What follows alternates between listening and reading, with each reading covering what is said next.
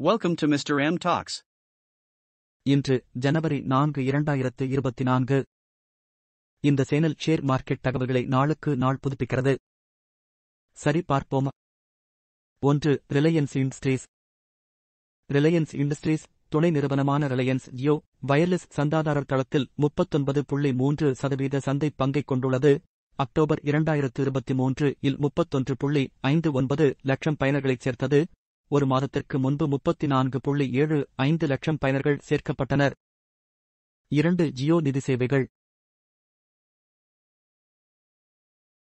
Jio financial service, Jio financial மற்றும் பிளாக்ராக் financial management ஆகியவை இந்தியாவில் மியூச்சுவல் ஃபண்ட் வணிகங்களை தொடங்குவதற்கு மூலதனச் சந்தை கட்டுப்பாட்டாளரான securities and exchange board of India SEBI இடம் ஆவணங்களை தாக்கல் செய்துள்ளன.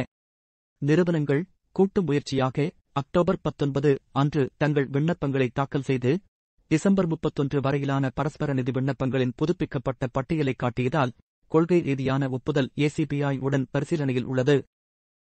3. Maruti Suzuki India.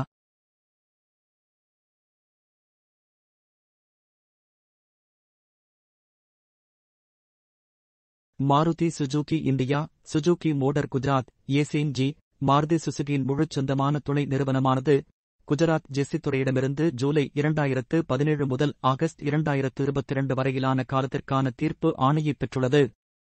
Gujarat zesty ஆணையம் ரூபாய் 173.9 கோடி வரிக் கோரிக்கையை ஏற்று சில சேவைகளுக்கு தலைகீழ் கட்டண அடிப்படையில் வரிப்பொறுப்பு விஷயத்தில் ரூ.17.4 கோடி அபராதம் விதித்து வட்டி விதித்தது. ஏசிஎன்ஜி நிறுவனம் ஏற்கனவே 173.9 கோடி ரூபாய் வரி செலுத்தியிருந்தது. ஏசிஎன்ஜி முதல் மேல்முறையீட்டு அதிகாரத்துடன் உத்தரவுக்கு எதிராக மேல்முறையீடு செய்யும். நிறுவனத்தின் நிதி, செயல்பாட்டு அல்லது பிற செயல்பாடுகளில் ஆர்டர் பெரிய தாக்கத்தை ஏற்படுத்தாது. 4. ஜொமேட்டோ, கைஸ்ட்ரோனோசி எஸ்வி ஜூ போலந்தில் உள்ள உணவு விநியோக நிறுவனங்களின் செட்டவன் துணை நிறுவனமானது ஜனவரி 2 அன்று கலைப்பு செயல்முறையை தொடங்கியது. கைஸ்ட்ரோனோசி என்ற செயலில் வணிக செயல்பாடுகளையும் கொண்டிருக்கவில்லை மற்றும் நிறுவனத்தின் பொருள் துணை நிறுவனம் அல்ல, மேலும் கைஸ்ட்ரோனோசி இன் கலைப்பு நிறுவனத்தின் வருவாயை பாதிக்காது. 5. இந்திய ஆயுள் காப்பீட்டுக் கழகம். இந்திய ஆயுள் காப்பீட்டுக் கழகம் தமிழ்நாடு, உத்தரகாண்ட் மற்றும் குஜராத் மாநிலங்களில் ஜிஎஸ்டி அதிகாரிகள் ஜிஎஸ்டி, வட்டி மற்றும் அபராதம் ரூ.66.7.5 கோடிக்கான கோரிக்கையை எழுப்பியதாக எல்ஐசி கூறுகிறது. குறிப்பிட்ட காலக்கெடுவுக்குள் இந்த உத்தரவுகளுக்கு எதிராக முறையே சென்னை, டேராடூன் மற்றும் அகமதாபாத் ஆணையர் மேல்முறையீடுகள் முன் மாநகராட்சி மேல்முறையீடு செய்யும். இந்த ஆர்டர்கள் காரணமாக நிறுவனத்தின் நிதி, செயல்பாடுகள் அல்லது பிற செயல்பாடுகளில் எந்தவிதமான தாக்கமும் இல்லை. 6. Bharti Airtel. Bharti Airtel telecom operator wireless சந்தாதாரர் தளத்தில் 32.85% சந்தை பங்கைக் கொண்டுள்ளது. அக்டோபர் 2023 இல் 3.52 லட்சம் பயனர்களைச் சேர்த்தது. முந்தைய மாதத்தில் 13.2 லட்சம் பயனர்கள் சேர்க்கப்பட்டனர். அக்டோபர் 2023 நிலவரப்படி தனியார் அணுகல் சேவை வழங்குநர்கள் வயர்லெஸ் சந்தாதாரர்களின் 91.75% சந்தை பங்கைக் கொண்டிருந்தனர்.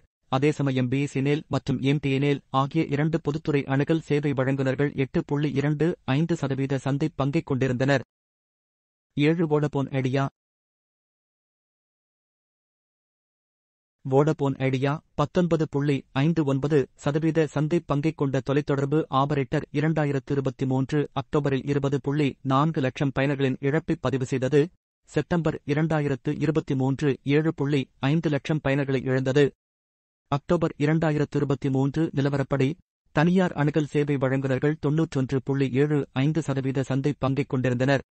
வயர்லெஸ் சந்தாதாரர்களில் பிஎஸ்என்எல் மற்றும் எம்டிஎன்எல் ஆகிய 2 PSU அணுகல் சேவை வழங்குநர்களின் சந்தை பங்கு 8.25% மட்டுமே.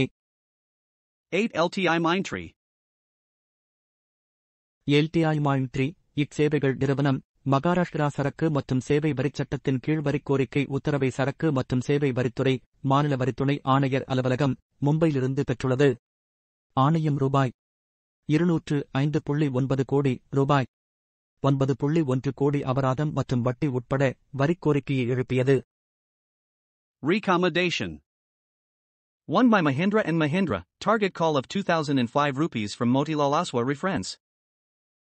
2 by NMDC, target call of 245 rupees, from Sher Khan reference. Declaration. தகவல் கல்வி நோக்கத்திற்காக மட்டுமே. நான் ACBI பதிவு செய்யப்பட்ட நபர் அல்ல. எனது சேனலை சப்ஸ்கிரைப் செய்து ஆதரிக்கவும்.